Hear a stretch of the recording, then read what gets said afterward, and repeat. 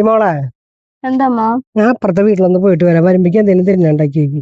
എന്തുട്ടുണ്ടാക്കി വെക്കുക? എന്തെങ്കിലും ഉണ്ടാക്കി വെക്കി. ഞാൻ ഇപ്പൊ വരാം. ഉണ്ടാക്കി വെക്കാം.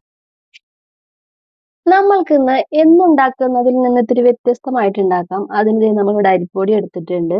ഇനി നമുക്കൊരു പാത്രം അടുപ്പത്ത് വെച്ച് അതിലേക്ക് കുറച്ച് വെള്ളം ഒഴിച്ചു കൊടുക്കാം. ആ വെള്ളം ഒന്ന് തിളച്ച് വരുമ്പോൾ നമുക്ക് അതിലേക്ക് കുറച്ച് ഉപ്പും കുറച്ച് നെയ്യും ഒരു 3-4 കഷ്ണം ബീട്രൂട്ടിന്റെ പീസും കൂടി ഇട്ട് കൊടുത്ത് നമുക്കതൊന്ന് തിളപ്പിച്ചെടുക്കാം. അതിലത്തെ കളറൊക്കെ ഒന്ന് ഇളകി കഴിയുമ്പോൾ നമുക്ക് ആ പീസുകൾ ഇങ്ങോട്ട് പറക്കിയെടുത്തതിന് ശേഷം നമുക്കതിലേക്ക് അരിപ്പൊടി ഇട്ട് വാട്ടിക്കുഴച്ചെടുക്കാം. അത് നന്നായിട്ടൊന്ന് കുഴച്ച് നമ്മൾ ഇതുപോലെ ആക്കി എടുത്തിട്ടുണ്ട്. ഇനി നമുക്കതൊന്ന് ചൂടാറാൻ വെച്ചിട്ട് നമുക്ക് ഇതുപോലെ കുഴച്ച് നല്ല സോഫ്റ്റ് ആക്കി വെച്ചിട്ടുണ്ട്. ഇനി നമുക്ക് ഇതിലേക്കുള്ള ഒരു കൂട്ട് റെഡിയാക്കാനായിട്ട് കുറച്ച് ശർക്കരപ്പൊടി ഒരു പാത്രത്തിൽ ഇട്ട് കൊടുത്ത് കുറച്ച് വെള്ളം ഒഴിച്ചു കൊടുത്ത് അതൊന്ന് മെൽറ്റ് ആയിട്ട് വരുമ്പോൾ കുറച്ച് നാളികേരം ഇട്ട് കൊടുക്കുക. ഒന്ന് ഇളക്കിയെടുത്തതിന് ശേഷം നമുക്ക് അതിലേക്ക് കുറച്ച് ഏലക്കായപ്പൊടിയും കൂടി ഇട്ട് കൊടുത്ത് നന്നായിട്ട് അതിലത്തെ വെള്ളമൊക്കെ വറ്റിച്ചെടുക്കണം. എന്നിട്ട് നമുക്ക് അതൊന്ന് ചൂടാറാൻ വെക്കാം. ഇനി നമുക്ക് കുഴച്ച് വെച്ചിട്ടുള്ള മാവിന്ന് കുറേശ്ശെ ഉരുളകളാക്കി എടുത്ത് നന്നായിട്ടൊന്ന് ഉരുട്ടി നമുക്കൊരു ഷീറ്റിലോ പ്ലേറ്റിലോ വെച്ച് നന്നായിട്ടൊന്ന് പരത്തിയിട്ട് ഇതുപോലെ ആക്കി എടുക്കണം. ഞാനിപ്പോ ഒരു പ്ലേറ്റ് വെച്ചിട്ടാണ് പരത്തി എടുക്കണത് കേട്ടാ. നന്നായിട്ടൊന്ന് പരത്തി എടുത്തതിന് ശേഷം നമുക്ക് അതിന്റെ 4 സൈഡും ഒന്ന് കത്തി വെച്ചിട്ട് കട്ട് ചെയ്ത് നല്ല സ്ക്വയർ ആക്കി എടുക്കാം. 4 സൈഡും കട്ട് ചെയ്തതിന് ശേഷം നമുക്ക് അതിന്റെ നടുവിൽ കൂടെ ചെറുതായിട്ടൊന്ന് കട്ട് ചെയ്ത് കൊടുക്കാം.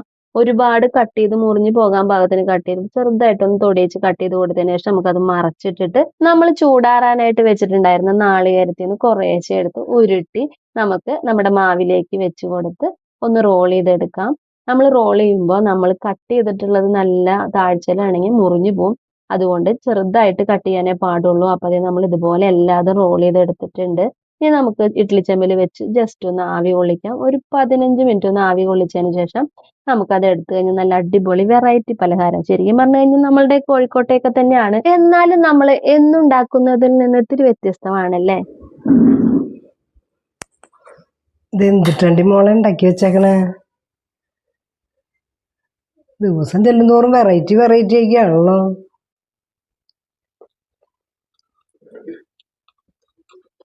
നന്നായിണ്ട്.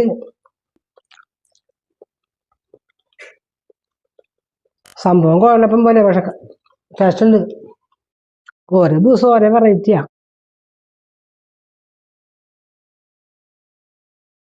എന്തുട്ട പേരായാലും സംഭവം നല്ല സൂപ്പറാണ്. പിന്നെ നല്ല ടേസ്റ്റ് ഉണ്ട്.